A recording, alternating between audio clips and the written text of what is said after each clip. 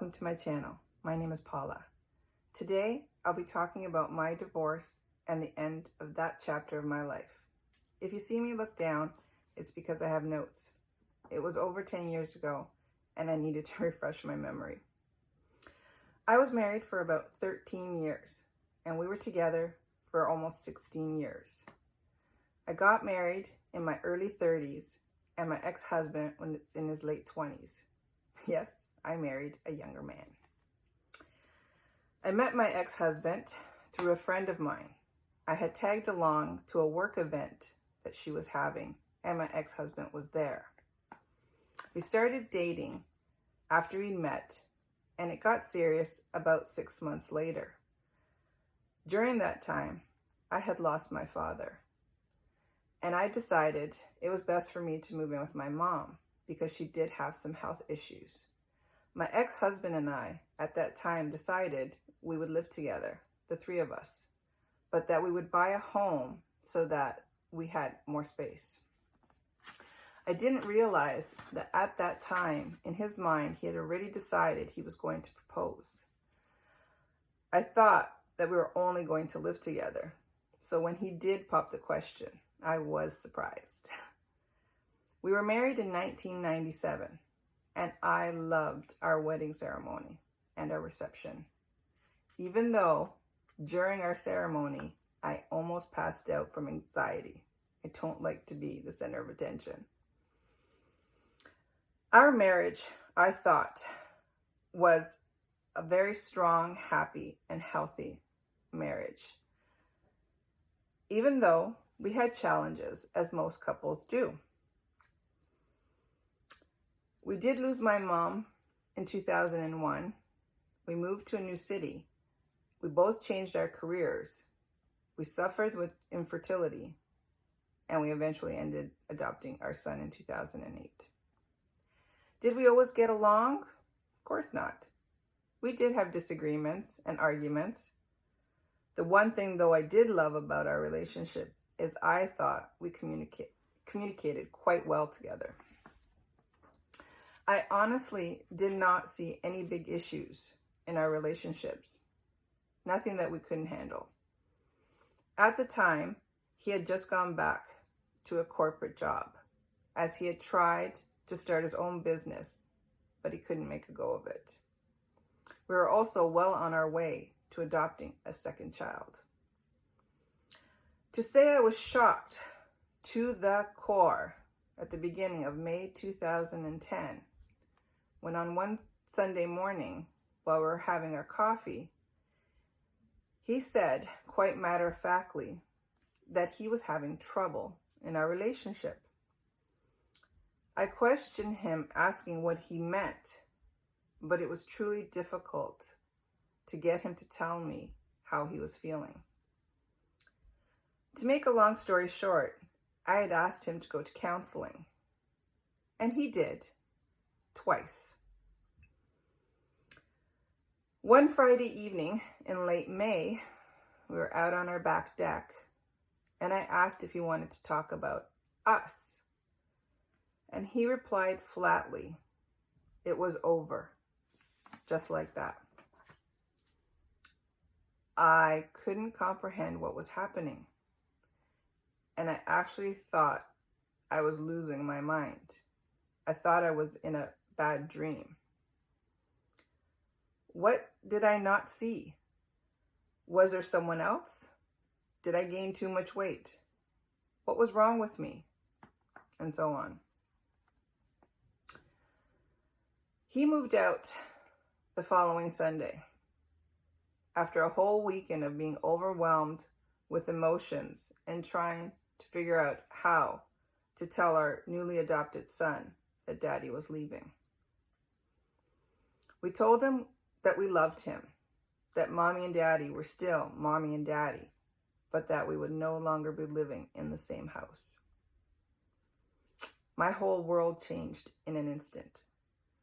What I believed to be my future, my life, was completely gone. I felt crushed and quite alone.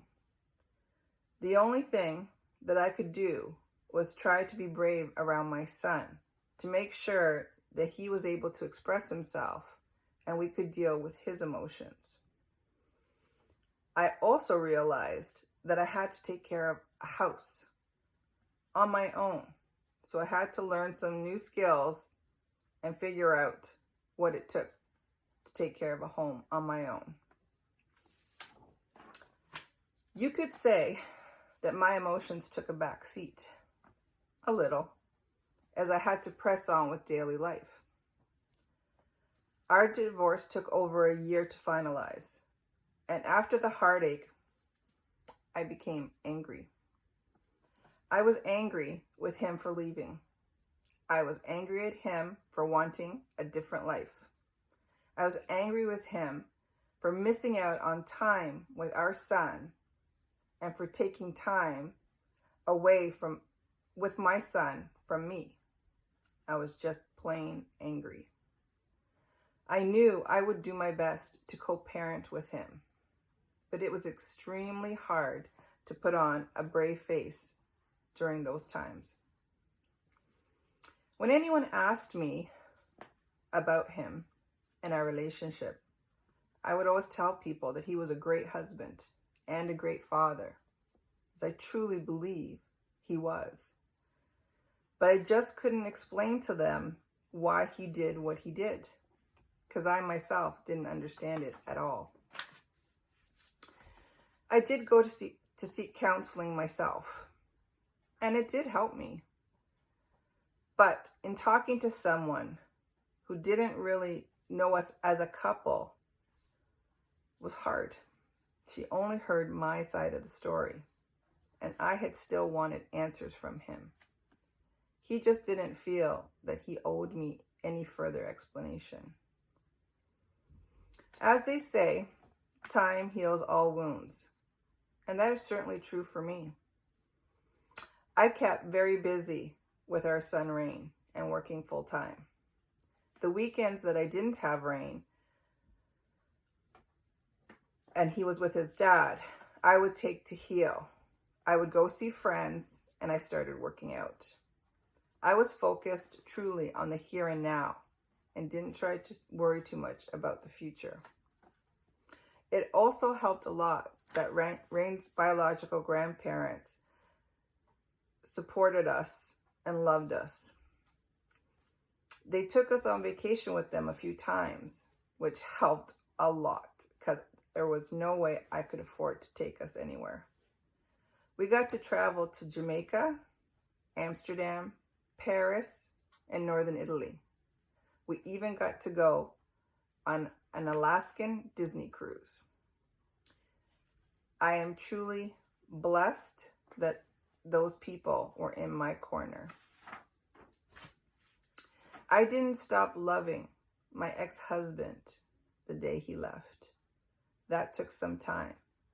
But one day I did wake up and that love was gone. Just to conclude that this is truly from my perspective, and that he, I'm sure, will have his own way of how things went down. It always takes two in a relationship, and I'm not absolving myself of any blame. I'm just saying how I saw things through my eyes at that time. Divorce is hard, but you do move on. Thanks for watching my videos. Please hit the like button and subscribe. And until next time, thanks.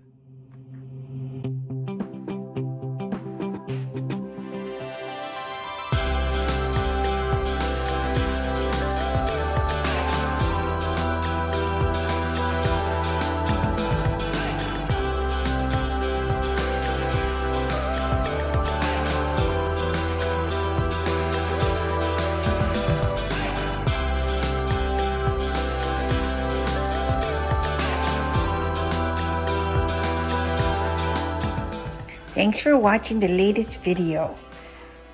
Don't forget to hit the like button and subscribe. See you soon.